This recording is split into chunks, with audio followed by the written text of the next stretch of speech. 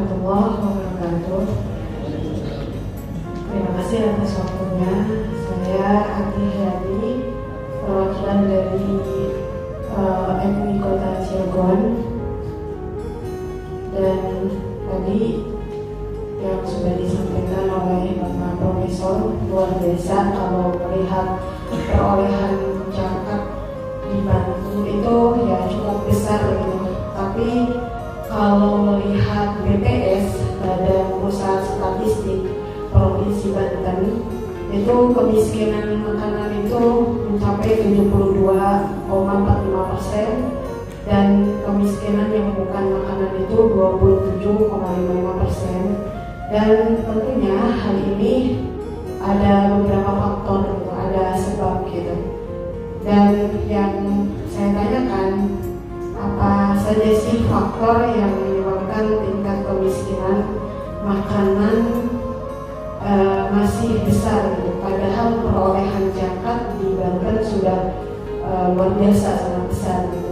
Dan yang kedua pertanyaannya, program apa saja yang akan dilakukan Bajines ke depannya agar pengalokasian zakat itu tersalurkan dengan baik dan tepat sasaran. Mungkin itu saja. Terima kasih. Wassalamualaikum warahmatullahi wabarakatuh. Perkenalkan, nama saya Ati Hayati, perwakilan dari MUI Kota Cilegon. Pak Kiai, saya mau bertanya. Tadi setelah mendengar materi yang disampaikan, tentu kehadiran MUI dan para alim ulama itu sangat penting gitu dalam upaya memperbaiki dan membangun akhlak dan moral bangsa gitu. Dan tentunya peran MUI tidak hanya memberikan fatwa saja, tapi juga sebagai pembimbing dan pelayanan umat untuk menegakkan amar ma'ruf nahi munkar. Karena kalau melihat kerusakan moral di negeri ini, khususnya pada kasus narkoba, kemarin kebetulan pembahasannya tentang narkoba gitu kan, dan juga kasus perzinahan yang mungkin sekarang semakin banyak, tentu hal ini menimbulkan keresahan gitu untuk para kita sebagai para orang tua dan juga para ulama, juga para guru ataupun negara gitu. Dan kalau melihat pada era globalisasi ini gitu, yang diwarnai dengan derasnya sebuah teknologi informasi dan komunikasi yang membuat dunia semakin terbuka gitu. Tapi akan tetapi gitu, sisi negatifnya dengan kebebasan itu banyak generasi muda yang memang melakukan kemaksiatan gitu, perzinahan gitu kan, kekerasan terhadap perempuan, kekerasan terhadap anak-anak juga gitu kan, sebab dari tontonan yang merusak gitu. Karena saya sendiri sebagai guru, saya pernah juga mendapati siswa yang memang di HP-nya itu penuh dengan video-video yang tidak pantas gitu. Dan tentunya kita juga melihat tingkat perzinahan di Banten itu berapa gitu kan. Bahkan di berita-berita kasus anak-anak sekolah yang memang hamil di luar nikah itu tingkatnya luar biasa banyak sekali. Tentunya ini juga menjadi perhatian besar gitu untuk para alim ulama. Pertanyaan saya gitu, apa sih program dan peran MUI untuk memberantas kerusakan moral di negeri ini? Terima kasih. Wassalamualaikum warahmatullahi wabarakatuh. Assalamualaikum warahmatullahi wabarakatuh. Luar biasa pemaparan. Nama saya Ati Hayati dari Cilegon, perwakilan dari Cilegon.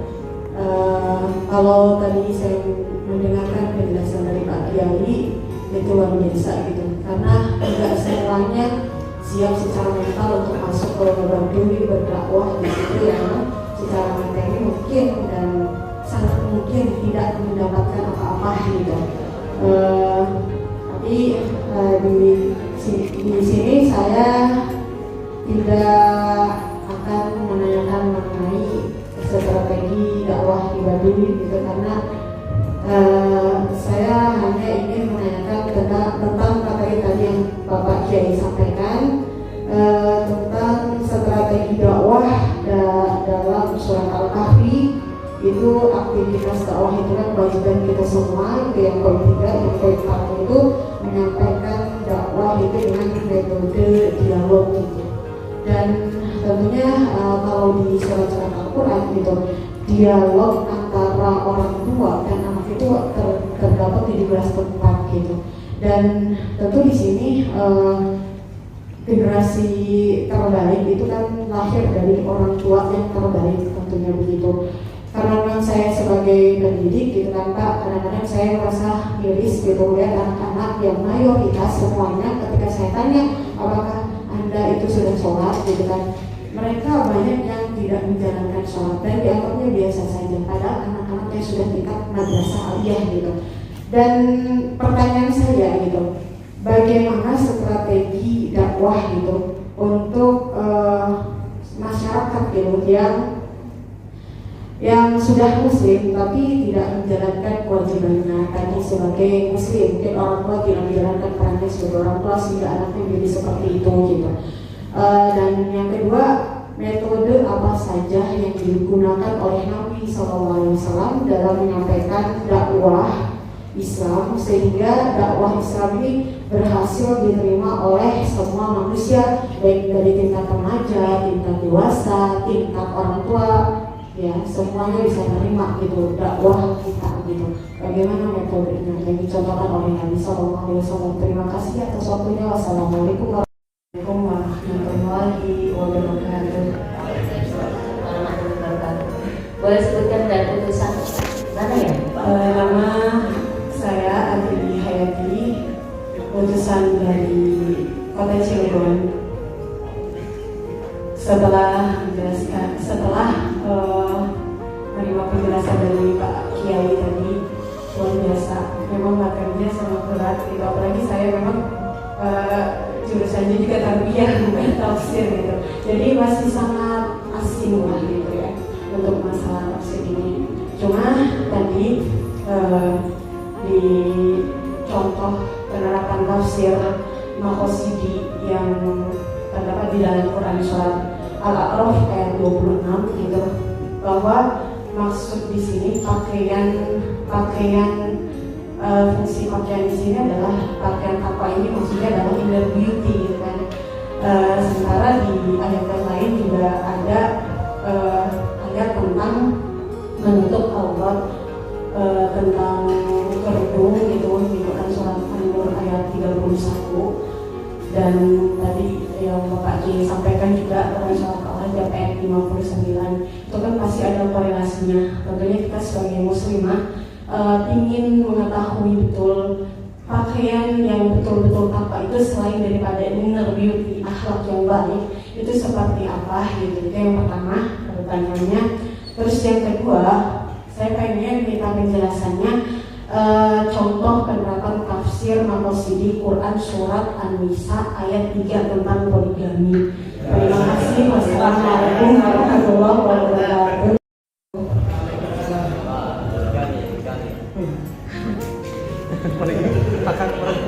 Saya Adi Hayati dari Cilegon. Yang ingin saya tanyakan kepada Pak Prof, tadi yang sempat saya dengar gitu kan tentang radikalisme gitu kan, kenapa gitu yang tidak yang lebih yang kita bahas gitu selain daripada radikalisme gitu kan, isu-isu kontemporer itu dalam Islam itu kan termasuknya liberalisme gitu. Karena sebelumnya juga ada materi mengenai tentang moderasi beragama. Kalau melihat sisi daripada negatifnya gitu kan, adanya moderasi agama itu kan munculnya konflik, terjadinya perpecahan gitu kan, terus ekstrim dalam praktik beragama. Bahkan ekstrimnya ini itu ada aliran pemikiran pemahaman yang liberalisme gitu, paham yang terlalu bebas gitu dalam memahami Islam gitu. Dan yang saya tanyakan kepada Pak Profesor untuk mengenai liberalisme ini, paham-paham liberalisme kan sudah banyak di Indonesia ini gitu kan. Bagaimana untuk menangani atau membasmi mungkin ya paham-paham liberalisme ini, karena kan merusak Islam juga gitu. Itu yang pertama. Terus yang kedua, saya juga masih belum paham apa karena saya tadi kurang konsen apa gimana tentang hak-hak perempuan gitu ya. Hak-hak perempuan di sini kan di sini ada meliputi pernikahan anak gitu, poligami dan ketidaksetaraan gender gitu. Ini hak-hak perempuan yang saya tanyakan, maksudnya hak-hak perempuan poligami itu apa gitu. Mungkin itu saja Pak Prof. Terima kasih. Wassalamualaikum warahmatullahi wabarakatuh.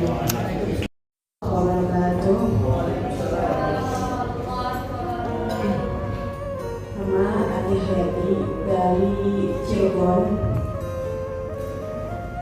Tadi mendengarkan pemaparan Pak Kiai tentang ya kita menyikapi sesuatu, misalkan liberalisme ya kita anggap jalur kiri gitu, jangan terlalu ke kiri gitu, tapi harus diketengahin gitu. Atau misalkan yang ekstremis gitu, yang anggapnya agama mungkin berlebihan atau apa gitu, harus jangan ke kanan gitu, harus ke tengah gitu. Di sini saya kan pernah juga mendengar gitu kan bahwa Nabi SAW bersabda, katanya sesungguhnya telah membinasakan umat kalian gitu, ketika di antara orang terpandang yang mencuri mereka dibiarkan, namun ketika orang-orang lemah yang mencuri mereka mewajibkan dikenakan hukuman had gitu. Demi jiwa Muhammad yang berada di tangannya, seandainya Fatimah putri Muhammad mencuri, aku akan memotong tangannya. Hadis riwayat Bukhari nomor 4304 dan Muslim nomor 1688. Dan di sini tentu jelas ya gitu kan, Nabi SAW ketika menegakkan hukum Allah ya kalau kanan ya kanan gitu. Tapi di sini Nabi juga memberikan kebijakan mengambil jalan tengah ketika ada seorang laki-laki datang ke Rasulullah, wahai Rasulullah gitu, saya telah melakukan dosa kayak gitu. Kenapa? Karena saya melakukan jima di siang hari pada bulan Ramadan. Kata Nabi, kalau begitu merdekakan seorang hamba saya. Tapi laki-laki itu saya tidak mampu. Terus Nabi berkata lagi, kalau begitu puasa 2 bulan berturut-turut. Laki-laki itu saya tidak mampu wahai Rasulullah. Kalau begitu bersedekahlah gitu. Berikanlah makanan kepada 60 orang miskin gitu kata Nabi. Tapi laki-laki ini saya tidak mampu wahai Rasulullah, karena di Madinah yang paling miskin adalah saya gitu dan keluarga saya. Nabi masuk dan mengambil sekeranjang kurma gitu kan, ini berikan kepada keluargamu. Itulah kebijakan yang dilakukan oleh Nabi kepada umatnya gitu. Termasuk dalam hal pernah seorang para sahabat gitu, karena memang habis perang gitu, tertidur pulas dan yang membangunkan juga kan matahari, sinar matahari lah pada waktu itu saya pernah dengar gitu, pernah baca saya gitu. Tapi ketika bangun beliau ya tidak langsung ya kan sholat, kalau kita lihat wajib hukumnya gitu, wajib ain, tapi memberikan kebijaksanaan Rasul itu kepada para sahabatnya ketika lupa gitu atau ketika tertidur dan dia tidak menjalankan kewajiban, maka jalankan kewajibannya ketika dia ingat gitu. Bahkan ketika sholat juga kan kita mendapatkan rukhsah kalau dalam keadaan musafir gitu. Mungkin itu kalau yang saya pahami jalan tengahnya. Tapi kalau dalam menegakkan amar ma'ruf nahi munkar atau hukum Allah gitu kan, Nabi sendiri sudah mencontohkan ya kalau kanan ya kanan, kalau memang seandainya mau menegakkan hukum Allah yang betul-betul diwajibkan gitu. Dan yang saya tanyakan karena Kiai tadi menyampaikan ya maksud dari kanan jangan terlalu kanan gitu, kiri jangan terlalu kontrol kiri gitu, harus tengah-tengah. Maksudnya dalam hal permasalahan apa gitu? Karena Nabi sendiri kalau untuk urusan hukum Allah dia tegas gitu, tapi kalau untuk urusan pribadinya dia sangat lemah lembut dan bijaksana gitu. Dan banyak sih kisah-kisah yang lain ketika Nabi dicaci maki oleh orang Yahudi, beliau tidak marah, tapi ketika hukum Allah dilanggar beliau itu marah gitu. Makanya saya minta penjelasan dari Pak Kiai, maksud tadi kanan, kiri, tengah itu apa maksudnya? Terima kasih Pak Kiai. Wassalamualaikum warahmatullahi wabarakatuh. Bismillahirrahmanirrahim. Assalamualaikum warahmatullahi wabarakatuh. Waalaikumsalam warahmatullahi wabarakatuh. Terima kasih atas ilmu dari Bapak dosen luar biasa tentang kontribusi pendidikan Islam dalam meningkatkan kualitas di Banten ini. Kalau lihat apa yang disampaikan Bapak dosen, kemajuan suatu bangsa itu memang ditentukan oleh generasi muda. Bahkan kalau melihat tujuan pendidikan nasional, di sini manusia dibentuk supaya menjadi beriman, bertakwa, berakhlakul mulia, gitu kan, bertanggung jawab dan seterusnya. Bahkan tadi sempat juga saya mendengar bahwa kalau pendidikan agama Islam itu dihilangkan di negeri ini, bagaimana jadinya sekarang saja gitu kan, solusi dari segala permasalahan, kerusakan moral, merosotnya moralnya generasi muda itu kan solusinya hanya di Islam gitu, di pendidikan Islam gitu. Dan tentu di sini saya akan menanyakan gitu, bagaimana tanggapan Bapak dosen gitu kalau pendidikan agama Islam itu dihilangkan gitu kan, dan sisi negatif apa saja yang akan diterima oleh generasi-generasi milenial saat ini. Sedangkan generasi milenial saat ini tentu sangat diperlukan yang namanya agama gitu, apalagi Islam sendiri adalah agama yang sempurna gitu. Karena yang saya ketahui gitu kan, ketika seorang manusia itu memiliki kecerdasan spiritual yang bagus, maka emosionalnya, sosialnya juga akan stabil gitu, akan mengikuti gitu. Sesuai dengan apa yang disampaikan Bapak dosen tadi, bahwa ketika manusia itu banyak zikir, maka dia akan banyak berpikir, banyak bertafakur. Ketika dia banyak bertafakur, ketika berdiri, duduk, berbaring, dia banyak mengingat Allah gitu kan, maka di situ dia akan mengambil hikmah. Ketika sudah mengetahui hikmahnya, dia hidup di dunia, maka dia akan menjadi manusia yang terbaik, memberikan banyak manfaat untuk manusia gitu. Dan saya juga ada mengutip kata-kata, sebuah negara itu akan maju apabila ilmu yang digandrungi, tapi akan merosot sebuah negara itu apabila hiburan yang digandrungi gitu. Mungkin itu saja Pak dosen, pertanyaannya tadi sudah saya sampaikan. Terima kasih atas waktunya. Wassalamualaikum warahmatullahi wabarakatuh. Bismillahirrahmanirrahim. Assalamualaikum warahmatullahi wabarakatuh.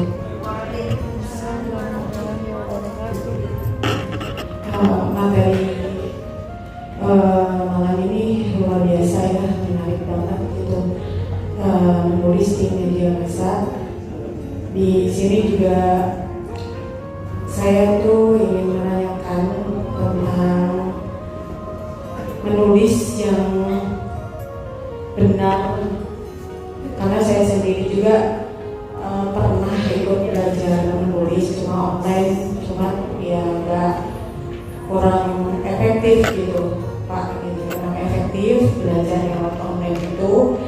Dan kebetulan saya juga sebagai peneliti memang perlu banget gitu untuk menjadi seorang penulis, karena saya juga pernah baca buku tentang guru hebat itu adalah guru yang menulis gitu. Cuma di sini saya memang agak, menurut saya sendiri, menulis itu lebih sulit daripada berbicara gitu. Bahkan di media sosial saya itu banyaknya adalah menyampaikan dengan lisan, tapi ketika menulis saya agak kesulitan gitu. Dan jujur aja masih belum begitu memahami secara detail ya menulis kayak bentuk opini, artikel, populer dan esai itu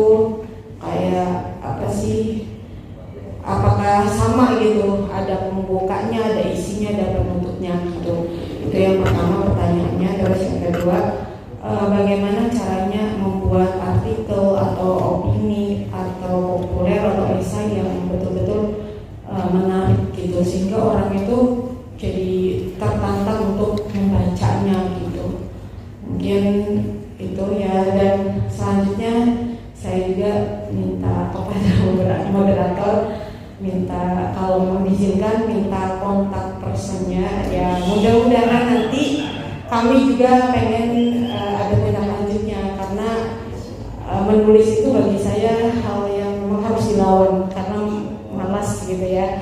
Sedangkan ulama itu memang harus menulis. Kalau zaman-zaman dulu kan memang kita lihat mereka disebut ulama tidak hanya memang bicara saja, tapi memang karya-karya ilmiahnya luar biasa banyak. Dan kita ini pendidikan kader ulama, harapannya ya kita semua juga bisa mencontoh meneladani para ulama tersebut. Terima kasih atas waktunya. Wassalamualaikum warahmatullahi wabarakatuh.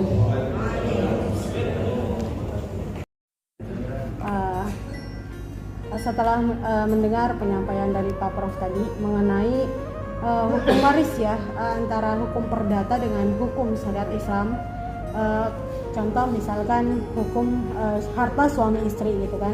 Ketika suami atau istrinya meninggal tentunya dapat masing-masing adalah 1/2. Atau misalkan suaminya meninggalkan istri, anak, orang tua suaminya, tapi yang mendapatkan hanya istri sama anaknya saja, orang tua tidak.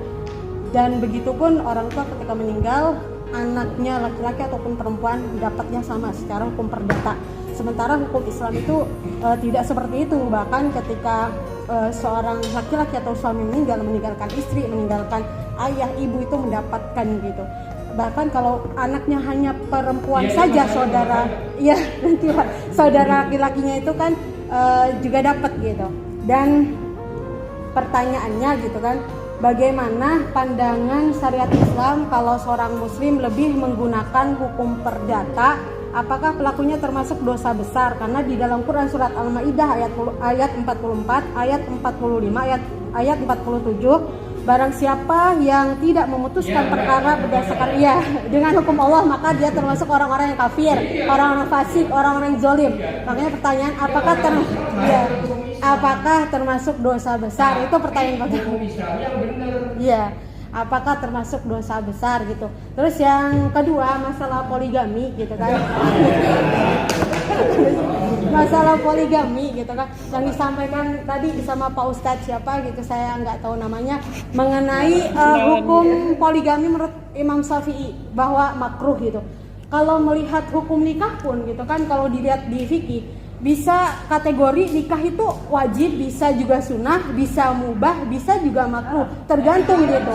Iya, tergantung Pak. Punten Pak Prof. Karena memang saya di lapangan pernah mendengar, karena Pak Prof tadi menyampaikan perempuan itu ketika haid itu bagaimana suaminya, berarti kembali ke biologis. Bahkan saya pernah mendengar dan melihat fakta di lapangan gitu kan, dari partner kerja saya sebagai guru gitu kan, dia menyampaikan dia di tetangganya gitu kan, perempuan curhat sama dia, saya tuh capek, kenapa ya suami saya tuh nggak mau terus sama saya, sudah sebulan padahal, itu kan begitu. Jadi kan kalau begitu kan secara biologis istrinya lebih butuh daripada suaminya. Tentunya kategori ini kalau dia poligami, bagaimana istrinya mungkin setahun nggak akan dilayani gitu secara batinnya. Ini tuh. Terima kasih Pak. Wassalamualaikum warahmatullahi wabarakatuh.